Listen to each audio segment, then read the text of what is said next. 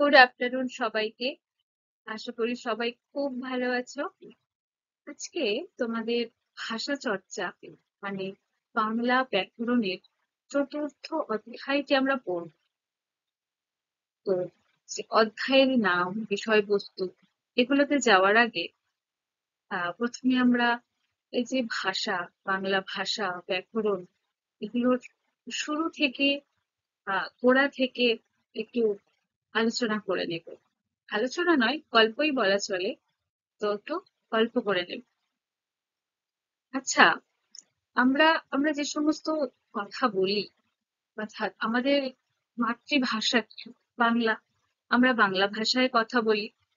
তো এই যে যেমন আমরা খুব অবলীলাক্রমে, মানে আমরা খুব সহজেই যেমন বাংলা ভাষাটা বলতে পারি, তেমনি লিখতে কিন্তু তার থেকে একটু অসুবিধে হয়, তাই না? আমাদেরকে তার জন্য ছোট থেকে ক খ শিখতে হয়। তারপরে সেটাকে কিভাবে প্রয়োগ করতে হয়, কোথায় কোনটা লিখলে ঠিকঠাক হয়, সেগুলো আগে আমাদের জানতে হয়। তারপরে আমরা সেগুলোকে লিখতে পারি, মানে লিখে প্রকাশ করতে পারি বা পড়তে পারি, তাই না? তো বলতো যে ছোটবেলায় মানে আমরা কি থেকে শুরু করেছিলাম, যে বাংলা ভাষাটা লেখা বা পড়া, এগুলো কি থেকে শুরু করেছিলাম? কি থেকে? অ আ ক খ থেকে, তাই না? আগে আমরা অ আ ক খ শিখেছি। তারপর সেটা থেকে একটা শব্দ করা শিখেছি। তারপরে সেই শব্দগুলো থেকে বাক্য করা শিখেছি। তাই তো? তো এই যে একটা বাক্য তৈরি করতে তাহলে কিসের প্রয়োজন হয় বলতো?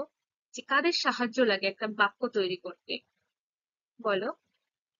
হুম, সবথেকে গুরুত্বপূর্ণ এটা হলো বর্ণ। কারণ বর্ণ ছাড়া তো কিছুই হয় না।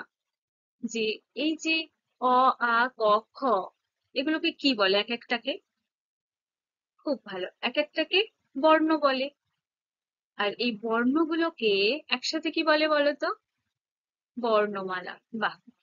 তো এই যে বর্ণগুলোকে আমরা আহ পাশাপাশি বসিয়ে একটা শব্দ তৈরি করতে পারি, তাই না? এই বর্ণের আবার দুটো ভাগ থাকে। কি ভাগ বলতো? হ্যাঁ, স্বরবর্ণ, ব্যঞ্জন বর্ণ এরকম ভাগ থাকে। তো অ থেকে ঔ এগুলো হলো স্বরবর্ণ, এবং ক থেকে ক্ষিয়, যেটা এখন যদিও ক্ষিয়টাকে প্রাধান্য দেওয়া হয় না, চন্দ্রবিন্দু অব্দি ধরা হয়। তো এই ক থেকে চন্দ্রবিন্দু এটা হলো ব্যঞ্জন বর্ণ, তাই না? তো এই যে স্বরবর্ণ ব্যঞ্জন বর্ণর মিল ঘটিয়ে পাশাপাশি বসিয়ে আমরা কি তৈরি করি না? শব্দ তৈরি করি, তাই তো? আর এই শব্দগুলোকে পাশাপাশি বসিয়ে তো একটা মনের ভাব প্রকাশ হয়, তখন সেটা একটা বাক্য তৈরি হয়, তাই তো? তাহলে বর্ণ, বর্ণ থেকে আমরা একটা অর্থপূর্ণ হলে সেটা শব্দ, আর সেই শব্দগুলো পাশাপাশি বসে তখন আমরা বাক্য তৈরি করতে পারি, তাই না? তো এই যে আমরা যে শব্দগুলো সাহায্যে বাক্য তৈরি করি, এই ধরো এমনি ধরো বলছি যে বই, খাতা, কলম, এই যে আলাদা আলাদা করে এমনি যখন বলা হচ্ছে, তখন সেটা কিন্তু শব্দ থাকছে। এবার সেই শব্দগুলো যখন বাক্যে ব্যবহৃত হচ্ছে, অর্থাৎ যখন শব্দগুলো দিয়ে একটা বাক্য তৈরি করা হচ্ছে, তখন সেই শব্দগুলো কিন্তু শব্দ থাকে না, তখন তার একটা নতুন নাম আসে। হ্যাঁ, তো আমাদের আলোচ্য বিষয়, অর্থাৎ যেটা, যে বিষয়টা নিয়ে আমরা আলোচনা করব, যেটা আমরা শিখবো এখন, সেটা হলো সেই যে নতুন নামটি, এবং সেই নামেরও আবার বা সেই সমস্ত শব্দের অনেক রকম ভাগ থাকে। হ্যাঁ, সেই ভাগগুলো সম্পর্কেই আমরা শিখব। তো সেই অধ্যায়টির নাম হলো বিশেষ্য, বিশেষণ, সর্বনাম, অব্যয় ও ক্রিয়া। এই ভাগগুলো সম্পর্কেও আমরা শিখব। তো এই বিশেষ্য, বিশেষণ, সর্বনাম, অব্যয়, ক্রিয়া এগুলোতে যাওয়ার আগে আরো একটু আগের বিষয়ে আমরা আলোচনা করে নেব, যে এই ভাগগুলো বা কোথা থেকে আসলো। হুম, তো সেই শব্দগুলো যখন বাক্যে ব্যবহৃত হয় এবং তারপরে যে তার নামটা পরিবর্তন হয়ে যায় বললাম, তো সেই নামটি হলো পদ। অর্থাৎ শব্দ যখন বাক্যে ব্যবহৃত হয় তখন সেটা আর শব্দ থাকে না, সেটা পদ হয়ে যায়। তো এই যে বিশেষ্য, বিশেষণ, সর্বনাম, অব্যয়, ক্রিয়া, এগুলো জানার আগে আমরা তাই পদ নিয়ে একটু আলোচনা করে নিই, যে পদ কি, কাকে বলে। হ্যাঁ, তো এই পদ হলো ব্যাকরণের একটা রূপতত্ত্বগত ভাগ, ঠিক আছে, বা শ্রেণী বিভাগও বলা যায়। যে আবার এই শব্দের পরিবর্তিত রূপও বলা যায়, তাই না? যে শব্দের মানে শব্দ ছিল, সেই শব্দটা যখন বাক্যে ব্যবহৃত হচ্ছে তখন তার নাম পরিবর্তন হয়ে পদ হয়ে যাচ্ছে, তাই না? তাই জন্য একে পরিবর্তিত রূপও বলা হয়। শব্দের পরিবর্তিত রূপ হলো পদ। যেটা এই পদ কি করতে সাহায্য করে না, যেটা সেই ভাষার, অর্থাৎ যেটা আমরা লিখে প্রকাশ করি বা যেটা আমরা পড়ি, ভাষা, আহ মানে ভাষার বাক্যের, যখন আমরা একটা কথা যখন লিখে প্রকাশ করি, কিসের মাধ্যমে? একটা বাক্যের মাধ্যমে আমরা আমাদের মনের কথাটা প্রকাশ করতে পারি, তাই না? তো সেটা যখন লিখি সেটা বাক্য হয়ে যায়। তো ভাষার বাক্যের নির্মাণ পদ্ধতি, অর্থাৎ আহ সেই বাক্যটা ভাবে নির্মাণ হচ্ছে সেটার পদ্ধতি, এবং শব্দের শনাক্তকরণ, অর্থাৎ আহ বাক্যের মধ্যে যে শব্দগুলো ব্যবহার হচ্ছে বা যে পদগুলো ব্যবহার হচ্ছে সেগুলোর শনাক্তকরণ, যে সেটাকে আমরা চিনতে পারি যে এটা কোন ধরনের শব্দ। হ্যাঁ, এবং শব্দগুলোকে বিশ্লেষণ করা এবং অন্যান্য ভাষাগত গঠন, বাক্যের গঠনেরও বর্ণনা করে এই পদ, ঠিক আছে? তো তাহলে পদ কাকে বলে আমরা বলবো, যে শব্দ যখন বাক্যে ব্যবহৃত হয় তখন তাকে পদ বলে, ঠিক আছে? এই পদ কিভাবে গঠিত হয়, যে শব্দ এবং শব্দ বিভক্তি বা ধাতু বিভক্তির সঙ্গে যুক্ত হয়ে পদ তৈরি হয়। তোমাদের উদাহরণ দিয়ে দেখাচ্ছি। এবং আহ এই যে দেখো নিচে একটা উদাহরণ দেওয়া আছে, যে এই যে দেখো একটা বাক্য দেওয়া আছে এবং বাক্যগুলোকে ভেঙে ভেঙে বোঝানো রয়েছে যে কিভাবে পদ তৈরি হলো। তো আমরা কি শিখেছি, যে শব্দের সঙ্গে শব্দ বিভক্তি বা ধাতু বিভক্তি যুক্ত হয়েই পদ তৈরি হয়, তাই তো? তো দেখো বাক্যটা হলো, রামুর বাজারে কাজ আছে। তো দেখো এখানে একটা, দুটো, তিনটে, চারটে শব্দ আছে। হ্যাঁ, তো আমরা কি বললাম, আমি একটু আগে কি বললাম, যে শব্দগুলো যখন বাক্যে ব্যবহৃত হয় তখন সেগুলোকে পদ বলে, তাই না? তো দেখো এই যে আহ রামুর বাজারে কাজ আছে, এই এই চারটেকেই ভেঙে ভেঙে দেখানো হয়েছে। প্রথম শব্দটা কি? রামুর, তাই না? রামুর শব্দ কোনটা? রাম। তার সঙ্গে একটা এক্সট্রা যুক্ত হয়েছে, দেখো র যুক্ত হয়েছে। এই রটা হলো শব্দ বিভক্তি বা ধাতু বিভক্তি, তাই না? কি বলা আছে, যে শব্দের সঙ্গে শব্দ বিভক্তি বা ধাতু বিভক্তি যুক্ত হয়ে পদ তৈরি হয়। তাহলে এই যে রামুটা হলো শব্দ এবং তার সঙ্গে র বিভক্তিটা যুক্ত হয়ে কি একটা পদ তৈরি হলো। হ্যাঁ, তখন এটা আর শব্দ থাকছে না, কিন্তু এটা পদ হয়ে গেল। হ্যাঁ, তারপর দেখো বাজারে, রামুর বাজারে, বাজারে, বাজারে কথাটার আসল শব্দ কোনটা? যে বাজার, দেখো বাজার, এবং তার সঙ্গে কি যুক্ত হলো না, এ বিভক্তি যুক্ত হয়েছে। তো বাজার শব্দের সঙ্গে এ বিভক্তি যুক্ত হয়ে হলো বাজারে। যখন বাজারে হয়ে যাচ্ছে তখন সেটা আর শব্দ থাকছে না, তখন সেটা হয়ে যাচ্ছে পদ, ঠিক আছে? তারপর দেখো কাজ আছে, কাজ, কাজের সঙ্গে কি কিছু যুক্ত হয়েছে? হয়নি, এটা কাজটাই হলো আসল শব্দ। তো যেহেতু কোনো বিভক্তি যুক্ত হয়নি তাই শূন্য বিভক্তি ধরা হলো। হুম, তো কাজ, কাজ রয়ে গেল। আছে, এটাও আসল শব্দ, তাই এটাকে শূন্য বিভক্তি দেওয়া হলো। হুম, আছে। তো তাহলে কি বুঝলাম, যে এই যে শব্দগুলো যখন বাক্যে ব্যবহৃত হচ্ছে, তখন সেই শব্দগুলোকে এক একটাকে পদ বলা হবে। যে রামুর একটা পদ, বাজারে পদ, কাজ আছে, এগুলি প্রত্যেকটাকে পদ বলা হবে। অর্থাৎ বাক্যে ব্যবহৃত প্রত্যেকটি অর্থবোধক শব্দকে পদ বলা হয়। ঠিক আছে? তো এই পদের আবার অনেকগুলো শ্রেণীতে বিভক্ত করা যায়, বা আহ, অর্থাৎ পদ বা শব্দ যাই বলো, তো এগুলোকে যখন বাক্যে ব্যবহৃত হয়, সেই প্রত্যেকটা শব্দ বা প্রত্যেকটা পদে বিভিন্ন বিভিন্ন শ্রেণীতে ভাগ করা যায়। সেই শ্রেণী বিভাগগুলি মানে পাঁচটা পাঁচটা ভাগ করে তোমাদের সামনে তুলে ধরা হলো, এবং এই পাঁচটা ভাগ তোমরা শিখবে। এগুলো হলো শব্দের ভাগ বা পদের ভাগ। ঠিক আছে? যে বিশেষ্য, এক বিশেষ্য, বিশেষণ, সর্বনাম, অব্যয়, ক্রিয়া, এই পাঁচটা হলো ওই পদের শ্রেণী বিভাগ। ঠিক আছে? এগুলো সম্পর্কে এবার আমরা আহ আলোচনা করব। তো যেহেতু এই যে বিশেষ্য, বিশেষণ, সর্বনাম, অব্যয়, ক্রিয়া, এগুলো তো শ্রেণী বিভাগ বা বিভক্ত করা না, তো এগুলো এসছে কোথা থেকে? না, পদ থেকে এসছে, কারণ এগুলো পদের ভাগ, তাই তো? সেই জন্য এই পদটা বাংলা ব্যাকরণের খুব গুরুত্বপূর্ণ একটা অংশ। ঠিক আছে? তো চলো এবার এই বিভাগগুলো সম্পর্কে আমরা উম ভালোভাবে জানবো।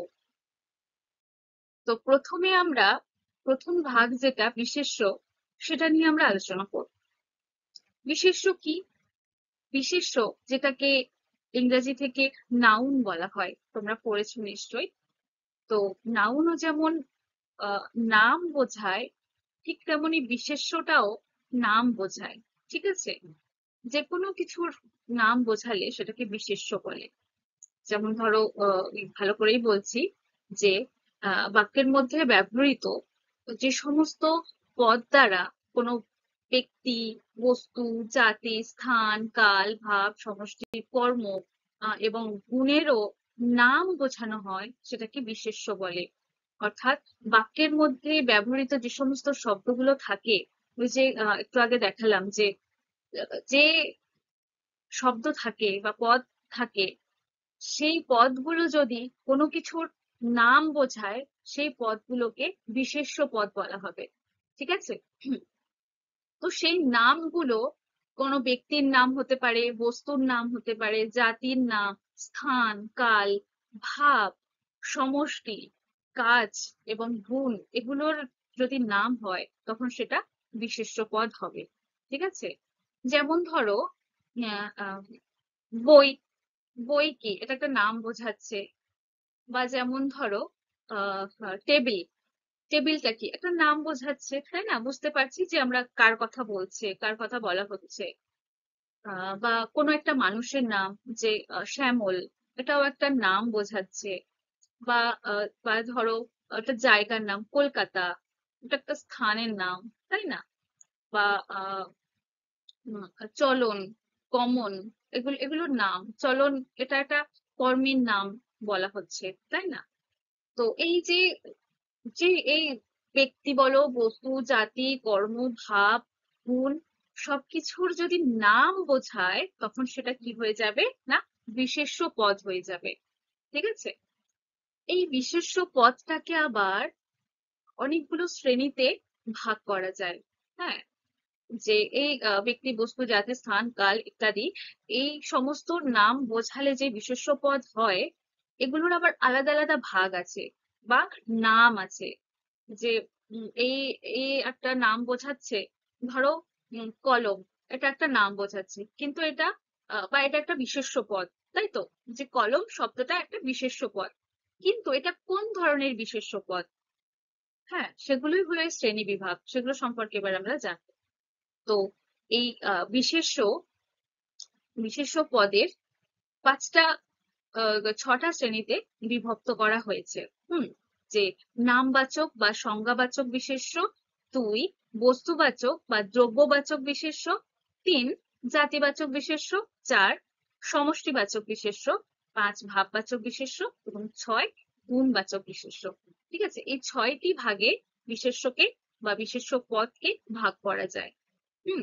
তো এবার এই ভাগগুলো সম্পর্কে আমরা, তো বিশেষ্যের শ্রেণীবিভাগের মধ্যে তার প্রথম আহ, যেটা, সেটা হলো নামবাচক বা সংজ্ঞাবাচক বিশেষ্য। তো এই নামবাচক বা সংজ্ঞাবাচক বিশেষ্য কোন ধরনের শব্দগুলোকে বা পদগুলোকে বলবো? না, যে মানে বাক্যে ব্যবহৃত যে সমস্ত পদের দ্বারা বা যে সমস্ত শব্দের দ্বারা কোনো ব্যক্তির নাম, স্থানের নাম, প্রাণীর নাম বা ফুল, ফল, আহ তারপর গ্রন্থ বা ধর্মীয় গ্রন্থ, এই ধরনের কোনো কিছুর নাম গুলোর নাম বোঝানো হয়, তখন সেটাকে নামবাচক বা সংজ্ঞাবাচক বিশেষ্য পদ বলা হয়। ঠিক আছে? যেমন ধরো দেখো, ব্যক্তির নাম। ব্যক্তি বলতে কি, যে আমরা কোনো মানুষ বুঝি, তাই তো? তো সে যে কোনো, সে মানুষ হতে হবে। ঠিক আছে? সে ছেলে হোক বা মেয়ে হোক, যাই হোক, সে কোনো ব্যক্তি হলে, কোনো মানুষ হলে তার যে নাম বোঝাবে, তখন সেটা নামবাচক বিশেষ্যের মধ্যে পড়বে। যেমন দেখো, এখানে উদাহরণ দিয়েছি যে রীতা একটা মেয়ের নাম, তাই না? তাই এটা ব্যক্তির নাম বোঝাচ্ছে, তাই এটা নামবাচক বা সংজ্ঞাবাচক বিশেষ্য। সায়ন এটা একটা ছেলের নাম বোঝাচ্ছে, তাই এটা একটা নামবাচক বিশেষ্য। রবীন্দ্রনাথ ঠাকুর একজন আহ বিশ্বকবি, আমাদের বিশ্বকবি রবীন্দ্রনাথ ঠাকুর, যাকে সবাই সম্মানীয় কবি হিসাবে চিনি আমরা। তো ইনি আহ এটাও একটা ব্যক্তির নাম বোঝাচ্ছে, তাই এটাও নামবাচক বিশেষ্যের মধ্যে পড়ছে। আরমান এটাও একটা নাম বোঝাচ্ছে, তাই এটা নামবাচক বিশেষ্যের মধ্যে পড়ছে। ঠিক আছে? তারপর দেখো স্থানের নাম। স্থানের নাম দেখো, লন্ডন। লন্ডনটা কি, একটা স্থান বা একটা জায়গার নাম বোঝাচ্ছে, তাই না? তো সেই জন্য এটা একটা নামবাচক বা সংজ্ঞাবাচক বিশেষ্যের মধ্যেই পড়ছে। বিদ্যালয়। বিদ্যালয় এটা একটা স্থানের নাম বোঝাচ্ছে। যে আমরা বলে থাকি, ধর কোনো বাচ্চাকে বলছে যে কোথায় যাচ্ছিস, আমি স্কুলে যাচ্ছি। হ্যাঁ, তো স্কুল মানেই তো বিদ্যালয়। তো যে স্কুলে যাচ্ছি, তো ওটাও একটা স্থান, সেখানে যাওয়া হয়। ঠিক আছে? যেখানে যাওয়া হয় সেগুলো সবটাকে স্থান বলে ধরা হয়। ঠিক আছে? তো এই যে বিদ্যালয়, এটাও একটা স্থানের নাম, তাই এটাও নামবাচক বিশেষ্যের মধ্যেই পড়ছে। পুকুর। পুকুর, মানুষ সবাই তো ব্যবহার করে পুকুর, তাই না?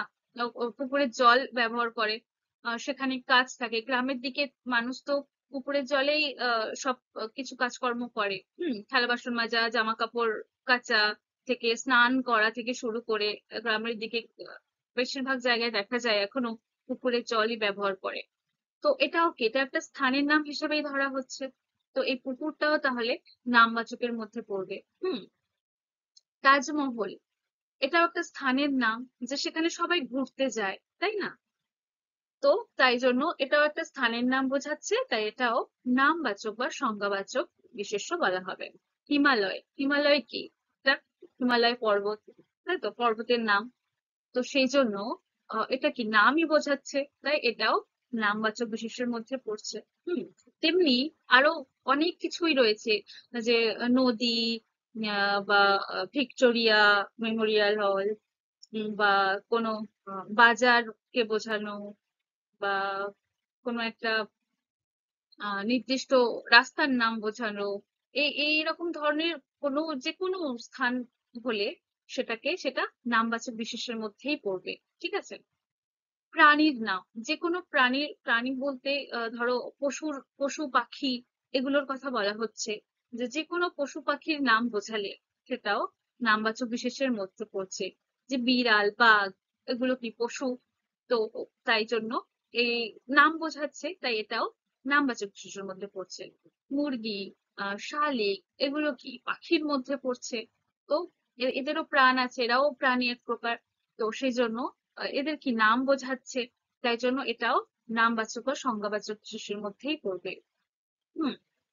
এছাড়াও এই যে আহ, আহ, প্রাণী বলতে বিড়াল, বাঘ, মুরগি, শালিক, বা এই ধরনের চড়ুই, বা সিংহ, এই এই ধরনের প্রাণী ছাড়াও কীট পতঙ্গের নাম, বা ধরো সাপ, মাছ, এই মানে যত রকমের মানে প্রাণ আছে যাদের, সেগুলোর নাম বোঝালেই সেটা নামবাচক বিশেষ্য পদই হবে। ঠিক আছে?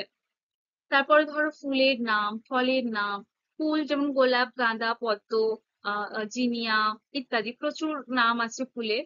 তো সেই ফুলের নাম বোঝালেও সেটা নামবাচক বিশেষ্যের মধ্যেই পড়বে। তারপর ফলের নাম, অসংখ্য ফল রয়েছে, আম, আপেল, পেয়ারা, নাশপাতি, লিচু ইত্যাদি। তো এই ফুলের নাম, ফলের নাম হলেও নামবাচক বিশেষ্য হবে। এছাড়া গ্রন্থের নাম, গ্রন্থ বলতে আহ আহ, এমনি গ্রন্থ হয়, আবার অর্থাৎ কাব্যগ্রন্থ বা লিখিত যে কোনো গ্রন্থ বা ধর্মীয় কোনো গ্রন্থ বোঝালে বোঝালে সেটাও নামবাচক হয়। যেমন বাইবেল, এটা একটা ধর্মীয় গ্রন্থ, তাই না? গীতা, এটাও একটা আহ, ধর্মীয় গ্রন্থ ধরা হয়। গীতাঞ্জলি রবীন্দ্রনাথ ঠাকুরের লেখা একটা গ্রন্থ, গীতাঞ্জলি। তো এইরকম ধর্মীয় গ্রন্থ বা এমনি সাহিত্যের যে কোনো গ্রন্থ হলে বা যেগুলোর নাম হলে সেটা নামবাচক বিশেষের মধ্যে পড়বে। বা কোনো বইয়ের নাম, নির্দিষ্ট কোনো নাম থাকলে সেটা হলেও সেটা নামবাচক বিশেষের মধ্যে পড়বে। ঠিক আছে? তাহলে বিশেষ্যের আমরা একটা ভাগ করলাম, যে নামবাচক বা সংজ্ঞাবাচক বিশেষ্য। এরপর দ্বিতীয় নম্বর ভাগ, যে জাতিবাচক বিশেষ্য। এই জাতি শব্দটা শুনে তোমাদের কি মনে হচ্ছে? এই এই জাতি বলতে জাত বোঝাচ্ছে, কিন্তু এই জাত বলতে শুধু ধর্মীয় জাতির কথা কিন্তু বোঝায় না। হ্যাঁ, সমস্ত জাতির কথা বলা হয়। আগে জাতিবাচক বিশেষ্যের সংজ্ঞাটা বলি, তাহলে তোমাদের বুঝতে আরো একটু সুবিধা হবে। তো জাতিবাচক বিশেষ্য কাকে বলে? না, বাক্যে ব্যবহৃত যে পদের দ্বারা এক জাতীয় কোনো প্রাণী বা স্থান বা জাতীয়তার সাধারণ নাম বোঝায়, তাকে জাতিবাচক বিশেষ্য বলা হয়। অর্থাৎ যে শব্দ বা পদের দ্বারা কোনো এক জাতীয় কোনো প্রাণী বা এক জাতীয় কোনো পশু বা এরকম এক জাতির কথা বলা হবে, নির্দিষ্ট একটার কথা নয়, সেই ধরনের সমস্ত জাতির কথা বলা হবে, তখন সেটা জাতিবাচক বিশেষ্য হবে। হুম। যেমন দেখো, মানুষ, মানুষটা কি গোটা মানুষ জাতিকেই বোঝাচ্ছে। ঠিক আছে? যে আমরা যদি কোনো মানুষ দিয়ে কোনো বাক্য থাকে, তো সেটা কি আমরা বুঝতে পারবো যে যে কোনো মানুষের কথা বলা হচ্ছে, তাই না? নির্দিষ্ট করে বলা হলে কি হবে, সেই মানুষটার নাম বলা থাকবে, তাই তো? তো এখানে মানুষ শব্দটাই তুলে দেওয়া হয় যদি, তাহলে কি বুঝবো আমরা, যে গোটা মানুষ জাতিকেই বোঝানো হচ্ছে। তাই জন্য এই মানুষ শব্দটাও জাতিবাচক বিশেষ্য পদের মধ্যে পড়বে। ঠিক আছে?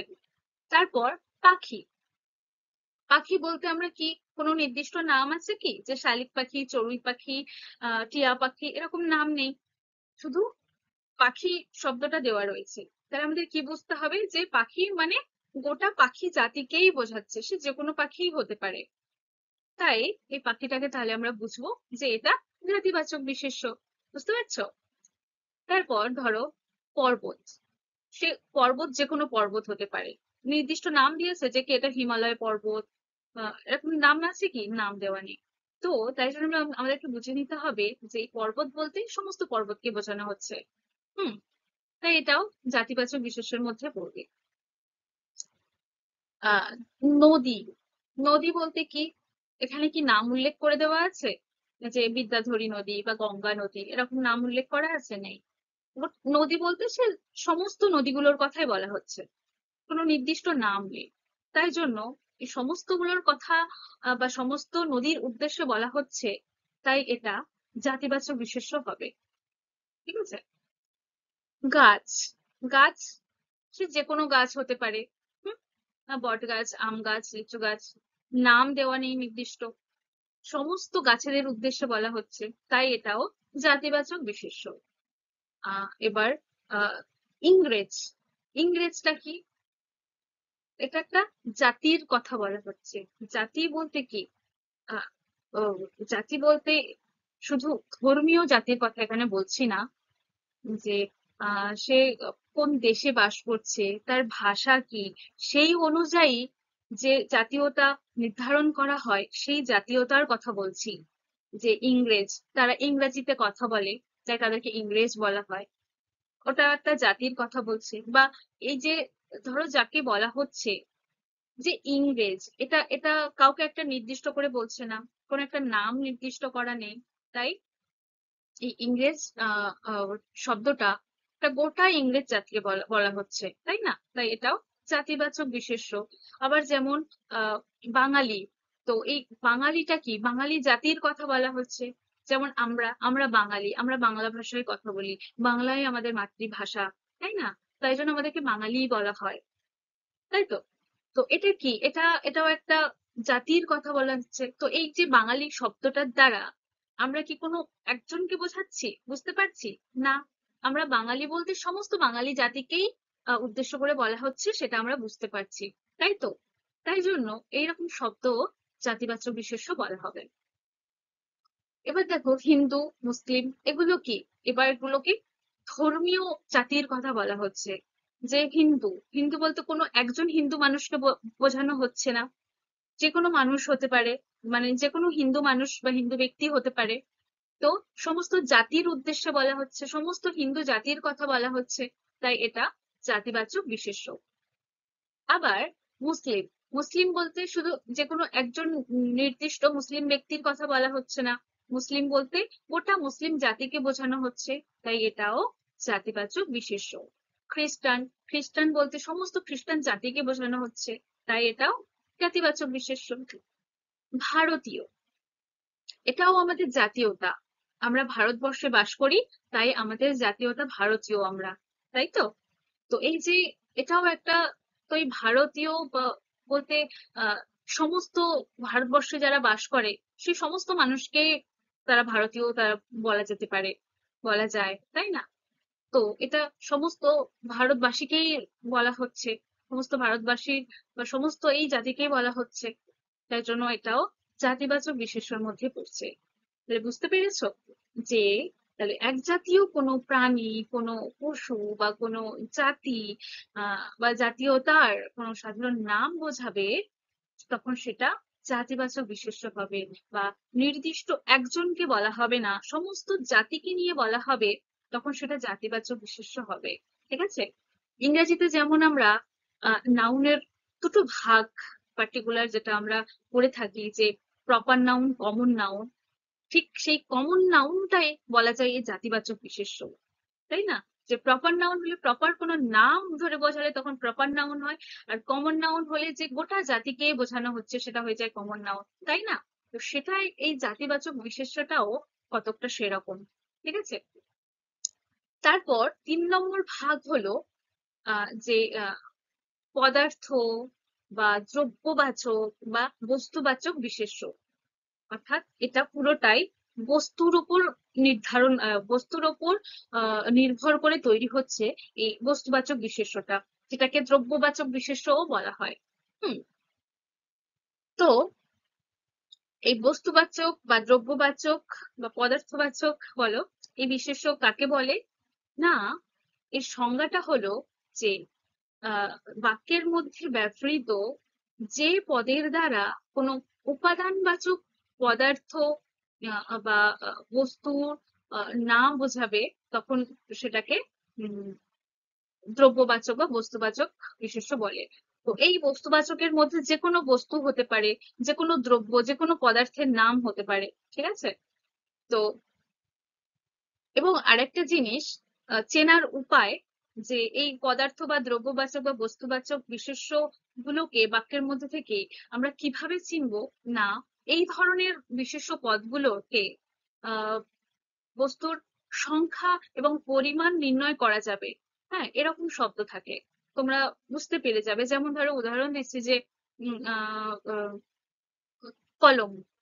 তো কলম কি, এগুলোর সংখ্যা আমরা করতে পারি, সংখ্যাটাকে আমরা গুনতে পারি, তাই না? তো এই যে সংখ্যা, পরিমাণ, পরিমাণ বলা যায় যে উম, ধরো লোহা, তাহলে কি, যে লোহা এটা পরিমাণ করা যায় যে এটা এত কেজি, তাই তো? কেজি হিসাবে আমরা এর পরিমাণ বুঝতে পারি। চাল, ডাল, এগুলোর পরিমাণ অনুযায়ী বুঝতে পারি, তাই তো? তো তাহলে কি, যে পদার্থ বা দ্রব্যবাচক বা বস্তুবাচক বিশেষ্যর আহ সংখ্যা বা পরিমাণ, এগুলো নির্ণয় করা যায়, এটাও একটা চেনার উপায়। ঠিক আছে? তো এই বস্তুবাচক বিশেষ্য বা দ্রব্যবাচক বিশেষ্য কোনগুলোকে বলা হবে? যেমন মাটি, মাটিটা কি? এটাও বস্তুবাচক বা দ্রব্যবাচক বিশেষ্যের মধ্যে পড়ছে। আহ পাথর, পাথর এর কি প্রাণ আছে? এ তো বস্তুর মধ্যেই ধরতে গেলে চলে, তাই না? যে পদার্থ এটা, তো তাই এটাকে কি বলা হবে? এটাও বস্তুবাচক বিশেষ্যের মধ্যে পড়ছে। লোহা, সোনা, রূপা, এইগুলো কি? এগুলো পদার্থর মধ্যে পড়ছে, তো এগুলো তাই আহ বস্তুবাচক বিশেষ্য, তাই না? এবং এগুলোকেও তো পরিমাণ বা পরিমাপ করা যায়, হ্যাঁ, বা সংখ্যা গোনা যায়, তাই জন্য এগুলো বস্তুবাচক বিশেষ্য। আহ চাল, গম, আটা, এগুলো কি? গুণে শেষ করতে না পারলেও এগুলো তো পরিমাপ আমরা বুঝতে পারি, এত কেজি, 2 কেজি, 3 কেজি, এরকম করে পরিমাণ নির্ণয় করা যায়। হুম, এবং এগুলো বস্তু, প্রথমত এর এর কোনো প্রাণ নেই, হেঁটে চলে বেড়াতে পারে না। তো এগুলো হলো বস্তুবাচক বিশেষ্য বা দ্রব্যবাচক বিশেষ্য। বই, কলম, খাতা, হ্যাঁ, চেয়ার, টেবিল, খাট, আহ, এগুলো সমস্ত কি? এগুলোর কোনো প্রাণ নেই, এরা বস্তু, তাই জন্য সহজেই আমরা বুঝতে পারবো, তাই এগুলো বস্তুবাচক বিশেষ্য। জামা, থালা, বাটি, এগুলো কি? বুঝতে পারছি এগুলো সব বস্তুবাচক। লবণ, চিনি, জল, দুধ, এগুলোর তো কোনো প্রাণ নেই, এগুলো বস্তুর মধ্যে পড়ছে, দ্রব্যের মধ্যে পড়ছে, তাই এগুলো বস্তুবাচক বিশেষ্য বা দ্রব্যবাচক বিশেষ্য হবে। তো এই হলো 3 নম্বর ভাগ। এবার আসছি 4 নম্বর ভাগ, যেটা হলো সমষ্টিবাচক বিশেষ্য। সমষ্টি, সমষ্টি বলতে আমরা কি বুঝি বলতো? বলতে পারবে কেউ? বা, আচ্ছা, সমষ্টি হলো যে অনেকগুলো কিছু বা অনেক কিছু একসাথে বোঝাচ্ছে, তাই না? সেটা হয়ে যাবে কোনো সমষ্টি, অনেকগুলোকে একসাথে বোঝায়। হুম? তো সমষ্টিবাচক বিশেষ্য কাকে বলে? না, বাক্যের মধ্যে ব্যবহৃত যে শব্দ বা পদের দ্বারা আহ, বেশ কিছু সংখ্যক বা অনেক বেশি সংখ্যক ব্যক্তি বা প্রাণীর সমষ্টিকে বোঝায়। অর্থাৎ ধরো অনেকগুলো মানুষ, অনেকগুলো পশু, অনেকগুলো প্রাণী, হ্যাঁ, বা অনেক অনেকগুলো যে কোনো নির্ধারিত বস্তু একসাথে বোঝালে বা তাদের সমষ্টি বোঝালে সেটা সমষ্টিবাচক বিশেষ্য হবে। যেমন দেখো, জনতা, জনতা কিভাবে হয়? যে অনেকজন মানুষ একসঙ্গে বাস করছে, বা অনেকগুলো মানুষ একসঙ্গে আছে, সেগুলো হবে জনতা। হুম? বা কোনো কোনো মিছিল, কোনো একটা মিছিলে কি থাকে? একটা মানুষ থাকে না, অনেকগুলো মানুষ থাকে, তো সেটাও এই সমষ্টির মধ্যে পড়ছে। অনেকগুলো একসঙ্গে থাকলেই মোটামুটি সমষ্টিবাচক হয়। সমিতি, সভা, এই সভা সমিতি এগুলোতে কি একটা মানুষ থাকে না, অনেকগুলো মানুষ মিলেই তবে একটা সভা, একটা জনতা, একটা সমিতি, একটা মিছিল, এগুলো তৈরি হয়। তো এগুলো অনেকগুলোর সমষ্টিতেই হচ্ছে, তাই এগুলো সমষ্টিবাচক বিশেষ্য। মেহফিল, মেহফিলটা কি? এটাও অনেকগুলো মানুষের সমাবেশেই তৈরি হয়, তাই তো? তাই জন্য এটাও সমষ্টিবাচক বিশেষ্য হবে। ঝাঁক, ঝাঁক কাদের হয়? যেমন পাখির ঝাঁক, এক ঝাঁক পাখি। তো এক ঝাঁক পাখি বলতে কি? অনেকগুলো পাখি থাকে একসঙ্গে, তবেই সেটাকে এক ঝাঁক বলা হয়, তাই না? তো ওই ঝাঁক বলতে অনেকগুলো পাখিকে একসাথে বোঝাচ্ছে, তাই এটা সমষ্টিবাচক বিশেষ্য। দল, যে একদল উম গরু বা একদল ছাগল, কোনো প্রাণী বা কোনো পশুকে বলা হচ্ছে যে অনেকগুলো পশু একসঙ্গে রয়েছে, তাই তো? বা তাহলে অনেকগুলো পশুর সমষ্টি মিলে হচ্ছে, তাকে দল বলা হচ্ছে। তো এই দলটাও তাহলে সমষ্টিবাচক বিশেষ্যের মধ্যে পড়বে। বহর, বহর কোনটাকে বহর বলে বলতো? যে অনেকগুলো নৌকা একসঙ্গে বাঁধা থাকলে সেটাকে বহর বলে। তো ওখানে একটা নৌকা নয়, অনেকগুলো নৌকাকে একসঙ্গে বহর বলা হচ্ছে, বা অনেকগুলো নৌকার সমষ্টিকে বহর বলা হচ্ছে, তাই বহর শব্দটিও সমষ্টিবাচক বিশেষ্যের মধ্যে পড়ছে। ঠিক আছে? তারপর 5 নম্বর ভাগ, যেটা হলো ভাববাচক বিশেষ্য। ভাব বোঝায়, যে আহ কোনো কাজের ভাব বোঝায়, সেটাই হলো, তাই জন্য তাকে ভাববাচক বলা হয়। তো ভাববাচক বিশেষ্যের সংজ্ঞা কি? না, বাক্যের মধ্যে ব্যবহৃত যে পদের দ্বারা ক্রিয়ার ভাব প্রকাশ হয় তাকে ভাববাচক বিশেষ্য বলা হয়। তো এই ভাব বলতে ক্রিয়ার ভাব প্রকাশিত হওয়াটাকেই বলা হচ্ছে। ঠিক আছে, এটা হলো ভাববাচক বিশেষ্য। যেমন দেখো, গমন, যে মানুষ যাচ্ছে, হেঁটে যাচ্ছে, সেটার একটা নাম আছে। সেই হাঁটাটাকে, সে যাওয়াটাকেই বলা হচ্ছে গমন। সেটা কিন্তু নাম, ক্রিয়া কিন্তু নয়। যে এরকম বলা হচ্ছে না যে হাঁটছে, হাঁটা, হাঁটছে, হাঁটছে, এরকম তো নয়। তাহলে তো যেটা কাজ করছে বোঝাচ্ছে, ক্রিয়া বোঝাচ্ছে। কিন্তু এখানে সেই হাঁটা বা চলার একটা নাম, যে গমন, মানে হাঁটা বা চলা এরকমটা বোঝায়। তাই এটা নাম বোঝাচ্ছে, সেজন্য এটা নামবাচক পদ বা বিশেষ্যের মধ্যেই পড়ছে, অর্থাৎ ভাববাচক বিশেষ্যের মধ্যেই পড়ছে এটা। দর্শন, দর্শন মানে কি? যেটা আমরা দেখি, তাই না, সেটা দর্শন। তো এখানে দেখা নেই যে ছেলেটি একটি পাখি দেখছে, এই দেখছে বা দেখেছে, এরকম ধরনের শব্দ কিন্তু নয় এটা। তাহলে সেটা ক্রিয়া হয়ে যেত। এখানে কি একটা ক্রিয়ার নাম দেওয়া আছে, যে দর্শন মানে কি চোখে দেখা, এরকমটা আমরা বুঝি, তাই এটা একটা নাম তুলে ধরা হয়েছে। তাই এটা একটা আহ আহ, ক্রিয়াবাচক বিশেষ্য বলা হবে, বা ক্রিয়া, ক্রিয়ার ভাব প্রকাশ হলে সেটাকে বলা হয় ভাববাচক বিশেষ্য। তাই দর্শন শব্দটা ভাববাচক বিশেষ্যের মধ্যেই পড়বে। ভোজন, ভোজন মানে কি? যে খাবার গুলোকে যখন মানুষ খায় তখন সেটা ভোজন বলা হয়, তাই তো? তো এই যে খাবার গুলোকে খাচ্ছে বা খেয়েছে, এরকম ধরনের শব্দ হলে তখন ক্রিয়া হতো। কিন্তু এখানে দেখো, ভোজন একটা ভোজ্য বস্তু বা ভোজ্য জিনিস, সেগুলোর একটা নাম দিয়ে দিয়েছে, যে ভোজন, খাওয়ার। ভোজন, ভোজন মানে আমরা বুঝতে পারছি যে খাওয়ার কথা বলা হচ্ছে, খাবারের কথা বলা হচ্ছে, তাই তো? তো তাই এই ভোজন যে নাম দেওয়া হয়েছে, তাই এটা হয়ে যাবে ভাববাচক বিশেষ্যের মধ্যে। ঠিক আছে, আচ্ছা, এটা হলো ভাববাচক বিশেষ্য। তারপরে যেমন 6 নম্বর ভাগ, এবং এটা শেষ নম্বর ভাগ, সেটা হলো গুণবাচক ও অবস্থাবাচক বিশেষ্য। তোমরা নিশ্চয়ই শব্দগুলো শুনেই বুঝতে পারছো যে এটা আসলে কি বলতে চাইছে, তাই না? গুণ বলতে কি? কোনো মানুষের গুণ বোঝায়। দোষ বলতে দোষ বোঝায়। অবস্থা, সেই মানুষটি বা বস্তুটির অবস্থা বোঝায়, তাই না?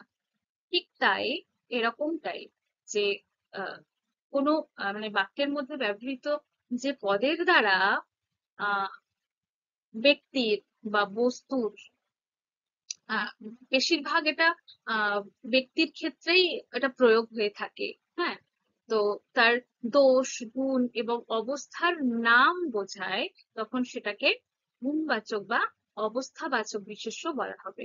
ঠিক আছে, মনে রাখবে সবসময় যে এই যে বিশেষ্য বা নামবাচক পদ হলে সবগুলোর নাম থাকবে। ঠিক আছে, এটা কোনো নাম থাকলেই মনে করবে তখন সেটা বিশেষ্যই। ঠিক আছে, তো এখানে গুণবাচক ও অবস্থাবাচকের নাম তুলে ধরা হচ্ছে। হ্যাঁ, যেমন দেখো, মধুরতা, যে মধুর ব্যবহার করছে বা মিষ্টি ব্যবহার করছে, তো একটা মধুরতা লক্ষ্য করা যাচ্ছে, বা এটা একটা নাম দিয়ে দিচ্ছে, যে মধুরতা। তো এটা একটা গুণ বোঝাচ্ছে, একটা মানুষের গুণ, যে মিষ্টি ব্যবহার, তার মধুর ব্যবহার। তো এটা মানুষের গুণ বোঝাচ্ছে, তাই এটা মধুরতা, অর্থাৎ গুণের আহ নাম বোঝানো হচ্ছে, তাই এটা গুণবাচক বিশেষ্য। যে তারল্য, তারল্য বলতে কি বুঝছি আমরা? যে আহ তরল। হ্যাঁ, যে দুধ, 1 গ্লাস দুধ, তো দুধ বা জল, এগুলো কি হয়? এগুলো তরল পদার্থ। তো এগুলোর তারল্য মানে তাহলে কি বুঝতে পারছি আমরা? যে হম মানে তরল কোনো বস্তু, তাই তো? তরল দ্রব্য, এরকম বুঝতে পারছি। তো দেখো, এখানে সোজাসুজি তরল শব্দটা কিন্তু ব্যবহার করা নেই।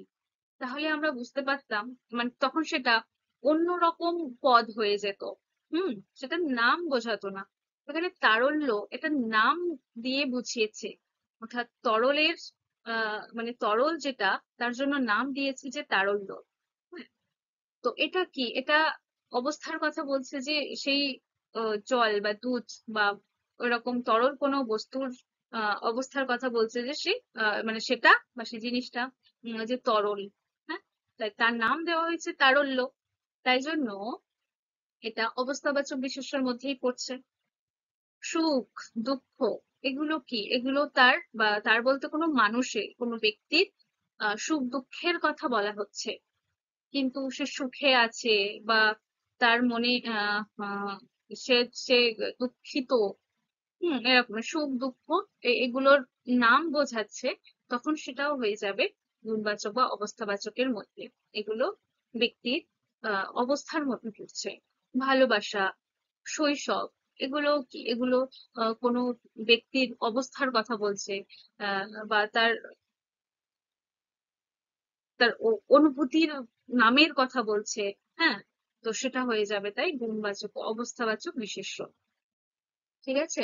তো এই হলো বিশেষ্যের ভাগ। বিশেষ্য অর্থাৎ নামবাচক যে পদ, সেটাই হবে বিশেষ্য। মনে রাখবে সবসময় এটা। এবং বিশেষ্যর যে 6টি ভাগ করা হয়েছে, সেই 6টি ভাগ সম্পর্কে পুরোপুরি বিশ্লেষণ করলাম। এবং তোমরা আশা করছি যে বাক্যের মধ্যে এই ধরনের শব্দ দেখলে তোমরা চিনতে পারবে যে কোনটা কোন ধরনের বিশেষ্য পদ। ঠিক আছে? এটা বিশেষ্য সেটা চিনতে পারবে, এবং সেটা যে কোন ধরনের বিশেষ্য সেটাও তোমাদের চিনতে হবে। তার জন্য যেগুলো তোমাদের সামনে তুলে ধরেছি, যে লেখাগুলো এবং যেগুলো বললাম, সেগুলো তোমরা ভালো করে পড়ো এবং দেখো। ঠিক আছে? যদি তাও এর মধ্যে কোনো বুঝতে অসুবিধা হয়, আমাকে অবশ্যই পরের ক্লাসে জানিও। ঠিক আছে? তো পদের শ্রেণীবিভাগের প্রথম ভাগ যেটা আমরা পড়লাম বিশেষ্য, এবং তারও শ্রেণীবিভাগ যেগুলো তোমরা শুনলে, বুঝলে, সেগুলো থেকে তোমাদের জন্য কিছু প্রশ্ন তৈরি করেছি।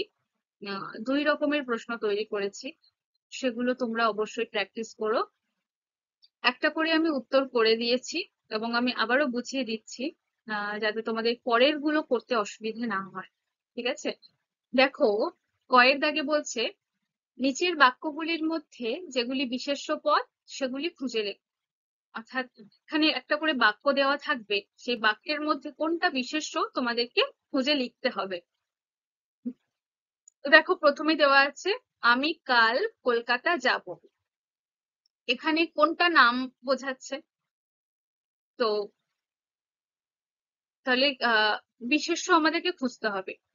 বিশেষ্য কোনটাকে বলবো বা কোন শব্দগুলোকে বিশেষ্য বলবো? না, যে শব্দগুলো বা পদগুলোর দ্বারা কোনো ব্যক্তি, বস্তু, কোনো স্থান বা কাল, পাত্র, গুণ, দোষ, ভাব, কাজ, এই সমস্ত কিছুর নাম বোঝাবে, সেগুলোই বিশেষ্য হবে। তো এখানে কলকাতা শব্দটা দেখো, এটা কি? এটা একটা স্থানের নাম বোঝাচ্ছে, তাই এটাই হলো বিশেষ্য।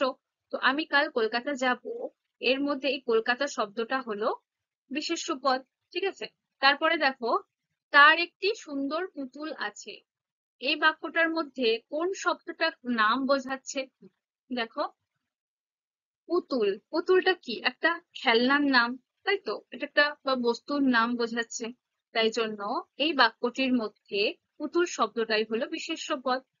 ঠিক আছে? বুঝতে পেরেছো? তো এইরকম করে বাকি বাক্যগুলো থেকে তোমরা বিশেষ্যগুলোকে চিহ্নিত করবে বা খুঁজে লিখবে। তারপর দেখো, ক্ষয়ের দাগে বলছে নিচের বাক্যগুলির মধ্যে কোনটি কোন বিশেষ্য তা নির্ণয় করো। এখানে যেমন বাক্যগুলো থেকে বিশেষ্যটা খুঁজে লিখতে বলা হয়েছে, এখানে সেই বিশেষ্যটা খুঁজবে এবং সেই বিশেষ্যটা কোন ধরনের বা কোন শ্রেণীর বিশেষ্য সেটা লিখতে হবে। যেমন দেখো, ভারতের জাতীয় ফুল পদ্ম। এই পদ্মটা কি? একটা ফুলের নাম বোঝানো হচ্ছে, তাই না? তো এই বাক্যটার মধ্যে এটাই হলো বিশেষ্য। তো এই পদ্মটা বা পদ্ম ফুল যেটা, এটা কোন ধরনের বিশেষ্য সেটা লিখতে হবে। তাহলে মনে করো, আহ যে ফুলের নাম বোঝালে কোন ধরনের বা কোন ধরনের বিশেষ্য পদ হয় বলো? যে কোনো ব্যক্তির নাম, স্থানের নাম, প্রাণীর নাম, ফল, ফুল, কোনো কিছুর আহ পাহাড় পর্বত, যাই হোক, ধর্মীয় গ্রন্থ, এই সমস্ত কিছুর নাম বোঝালে কোন বিশেষ্য হয়? না, নামবাচক বিশেষ্য বা সংজ্ঞাবাচক বিশেষ্য হয়। তাই পদ্ম তো একটা ফুলের নাম, তাই জন্য এটা নামবাচক বিশেষ্য হয়েছে। ঠিক আছে? তো এইরকম ভাবে বাকিগুলো তোমরা অবশ্যই করবে। ঠিক আছে? তো আশা করছি কারোর আর বুঝতে অসুবিধে নেই। এবং যদিও বা কোথাও অসুবিধে হয়, এই যে ওয়ার্কশিট তৈরি করা হলো, যদি এর মধ্যেও যদি তোমাদের কোথাও বুঝতে অসুবিধা হয় বা বেঁধে যায়, আমাকে পরের ক্লাসে অবশ্যই জানিও। কেমন? তাহলে সবাই ভালো থেকো। এবং যেগুলো এখন পড়ালাম, যেগুলো তোমরা বুঝলে, সেগুলো সবাই বাড়িতে করো। এবং যে কাজগুলো দিলাম সেগুলো প্র্যাকটিস করো বাড়িতে, এবং পরের ক্লাসে আমাকে দেখিও। ঠিক আছে? তাহলে এখানেই আমি আমার ক্লাস শেষ করছি, এবং দেখা হচ্ছে এই ক্লাসের পরবর্তী অংশ নিয়ে। ধন্যবাদ।